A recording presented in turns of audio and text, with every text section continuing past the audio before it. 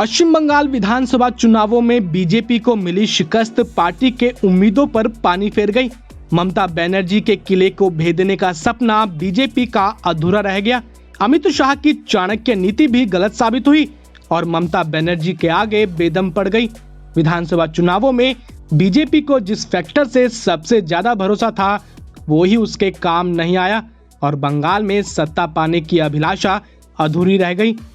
दरअसल बीजेपी को बंगाल में एमवाई फैक्टर यानी महिलाओं और युवाओं पर ज्यादा भरोसा था कि इस तबके से उनकी पार्टी को ज्यादा से ज्यादा वोट मिलेगा, लेकिन ऐसा नहीं हो सका।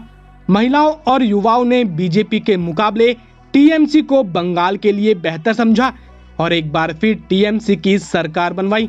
राज्य में जो नतीजे सामने आए हैं उसमें महिला और युवा फैक्टर बीजेपी के गणित के अनुरूप नहीं रहे।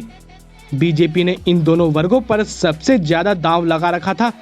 आपको बता दें कि दरअसल पश्चिम बंगाल विधानसभा चुनाव में 6M और एक वाई फैक्टर हावी रहा। पूरा चुनाव इन्हीं के इर्द गिर्द घूमता रहा। ये फैक्टर मोदी, ममता, मुस्लिम, महिला, मध्यम वर्ग, मतुआ और युवा रहे। आपको बता दें कि 2014 के बाद से जिन जिन राज्यों में चुनाव हुए हैं, साथ ही 2019 लोकसभा चुनाव में भी महिलाओं और युवाओं ने भाजपा का साथ दिया था और केंद्र से लेकर कई राज्यों तक भाजपा की सरकार बनवाने में अहम भूमिका निभाई थी।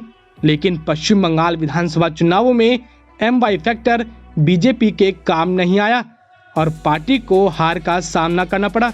इसके विपरीत ममता बनर्जी बड़ी संख्या में महिलाओं और युवाओं को अपने साथ जोड़ने में कामयाब रही।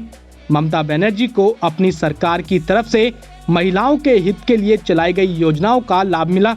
वहीं युवा कहीं ना कहीं क्षेत्रीय अस्मिता के साथ ज्यादा जुड़े रहे। अगले साल उत्तर प्रदेश में भी विधानसभा चुनाव होने हैं। ऐसे में बीजेपी के सामने महिलाओं और युवाओं को अपने साथ जोड़े रखने की सबसे बड़ी चुनौती होगी। अब बीजेपी इन वर्गों के लिए क्या रणनीति बनाती है ये तो आने वाला वक्त ही बताएगा। फिलहाल के लिए इतना ही। देश दुनिया की बाकी खबरों को जानने के लिए आप देखते रहिए VFN न्यूज़।